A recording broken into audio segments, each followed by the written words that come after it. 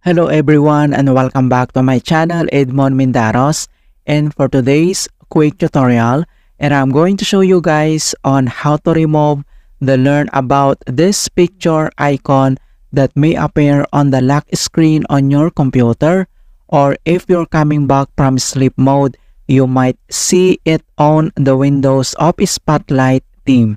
So a quick details about the Spotlight is a feature that most Windows users are familiar with. When Spotlight is set as the desktop background, it adds an extra icon, learn about this picture. The purpose is to display additional information about the current image, and then I'll show you how to address that. And without further ado, and let's go ahead.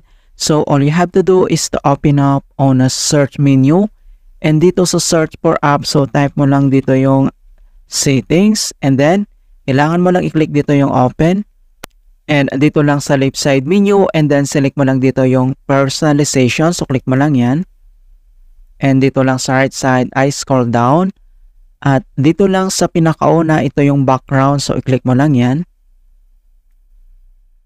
and dito sa background, and then next step, so makikita mo dito yung personalize your background, and dito lang sa right side ay kailangan mo lang i-click yung arrow na yan.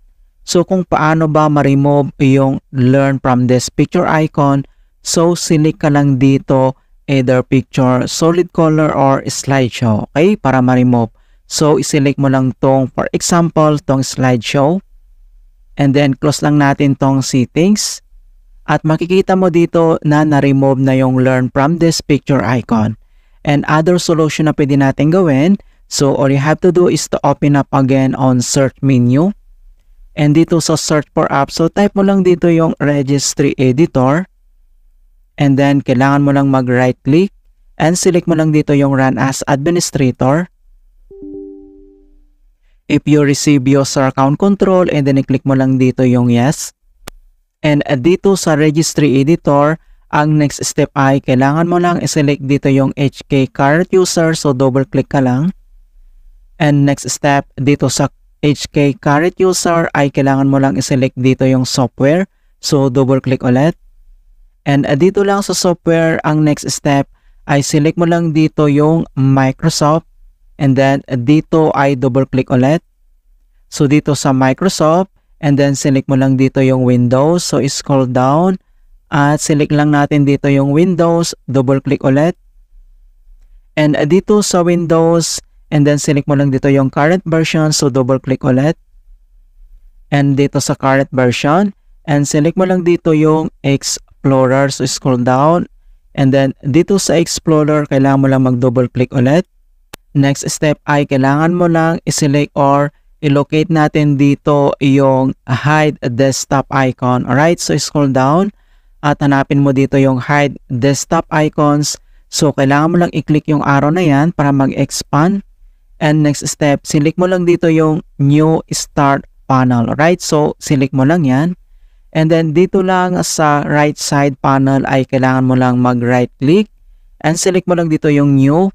And then dito sa case, select mo lang dito yung DWORD 32-bit value, so click mo lang yan. And then dito sa new value ay kailangan lang natin yan i-rename. So ito yung ilalagay natin na rename, so copy lang natin yan at ilalagay ko yan sa description box. So i-rename natin dito, so click mo lang dito yung rename and then paste natin yun. Ayan, and then press mo lang yung enter.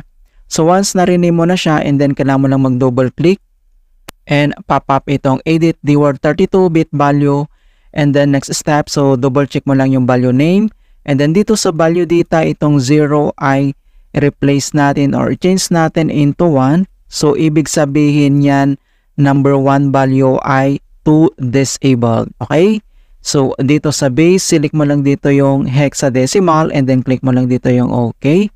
So once nagawa mo na yan, and next step, so kailangan lang natin dito mag-exit. Alright, so exit lang tayo and close itong registry. And then dito lang sa start menu at kailangan mo lang mag-restart. Okay, click mo lang yan. Alright, so ganoon lang po kasimple on how to remove to learn about this picture icon from the Windows Spotlight desktop background. And please don't forget to like this video, subscribe to my channel for more quality content. Thank you guys and see you in my next tutorial.